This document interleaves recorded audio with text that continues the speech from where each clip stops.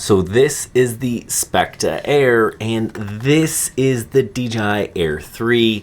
And yeah, these things are pretty darn similar. So Chris and I just put these things to the test. We did some photo testing, some video comparisons, flight time comparisons, range testing, speed testing, even obstacle avoidance. Whoa, my gosh, oh! Which that was interesting. And we want to see just how similar are these two drones. We already went through the app walkthrough, and that was pretty much the same, some small differences, and there are a couple of really tiny differences between these two drones that we're going to talk about. Chris has also taken apart and put it back together to see how the insides compared to the Air 3. So that video is coming out a little later, and in that video I'll also talk about the parts that are compatible and incompatible. Some of these things can be interchangeable and some of them just are not. All right, so let's take a look at some of the pictures and video coming out of both of these drones.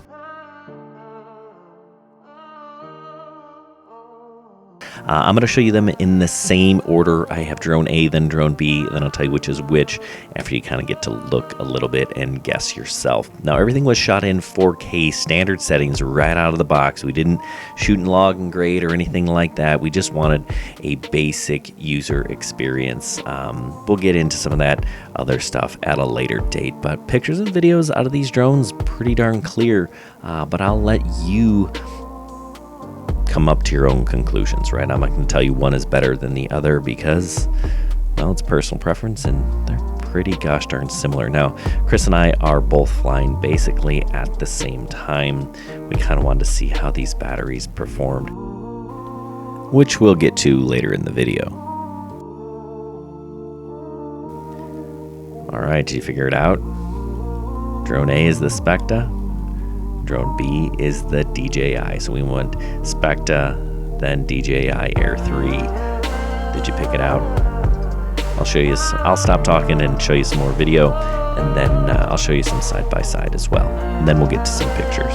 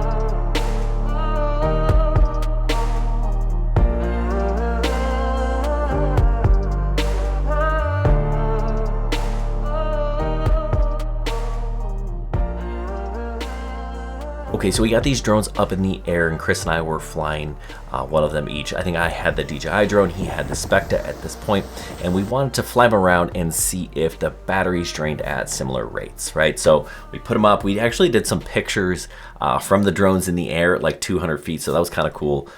Pictures of the air from the Specta, Specta from the air, things like that. And then we decided, well, we need to test the range on them, right? So as we're kind of testing the battery and see how it drains, we'll test the range a bit. Now, I'm not a big fan of range tests, and this was not set up to see how far we could fly. It was kind of set up so that we could see, you know, when they would kind of need to come back, right? So when the image started to get weaker, we wanted to bring them back. We both initiated the return to home to see how that worked. Would they land in similar places? And these drones, they keep performing in similar ways. As we got them out there right around 6,000 feet or so, we started to lose signal, so we brought them back. And as they're coming back, you can kind of see one of the bigger differences between the two drones, and that is the AI features that the Air 3 has, the Specta does not. Now, the Air 3 didn't have that on launch. That came with a later firmware update with the home point and the kind of that path that it's going to take. So we see that here as these drones start to land. And you can also see, yeah, the batteries are comparable, right? They just are. Okay, obstacle avoidance testing was kind of fun. The first go at it with the Air 3 Hair didn't produce great results. It did, in fact, hit the fence a little bit, as you saw in the intro. But really, these things are performing pretty much identically in our obstacle avoidance test. I had a small issue with the Specta on a pole the other day where it got really close. Neither of these things crashed. Then they did sense them. It just turns out, you know what, you pretty much want to be on normal, not nifty, for the best or the safest way to avoid obstacles. That's the conclusion. But basically, they perform the same. I also took some pictures. Chris and I both took pictures. So they're not exactly from the same spot. We're going to go Specta wide, then Specta tele, then DJI wide, and then DJI tele. So we took a picture with both, and then we're going to overlay them for you. Now, they're just 40 megapixel JPEG photos. Again, we didn't color grade. We didn't do any of that stuff. Just took some pictures. We tried to line them up as close as we could. Or what about top speed test? Again, Chris and I each took a drone. I think we swapped this time. I think I had the Specta. He had the DJI, and we just put them in sport and flew them out till they kind of topped out, and then did a run coming back. Yeah, they're the same. I think we both topped out right around 47 miles an hour in sport mode. 43 coming back, 44, something like that. But yes, these drones, they just seem to be the same in nearly every way. Okay, so what do you think? How similar or different are they? Yeah, they're pretty similar. Tell me what you think, though. I'm not going to give you my full opinion.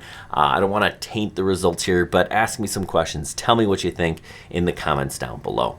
You know, the things that are absolutely different, right? We have those AI features that came out on the Air 3 at a later date that just haven't made its way to the Specta Air, will they? I'm not sure. One of the big questions was, remote ID and geofencing. The answer, sadly, is yes, this does have geofencing and it is remote ID compliant. So, unfortunately, you're going to have to jump through the same hoops as the Air 3. I took this thing to a local Lou Malnati's where I knew it would be in a danger zone, and I couldn't get it off the ground. But the compromise is I was at Lou Malnati's. Anyway, I hope this was helpful. We'll have some more info coming out on this Specta Air as we get it. So make sure you subscribe to the channel. Also, we have some Part 107 stuff. If you're interested in becoming a Part 107 pilot, we've got lots of free information on our website and a whole lot more if you're one of our patrons. Anyway, I hope this was helpful. Good luck, everyone, and happy flying.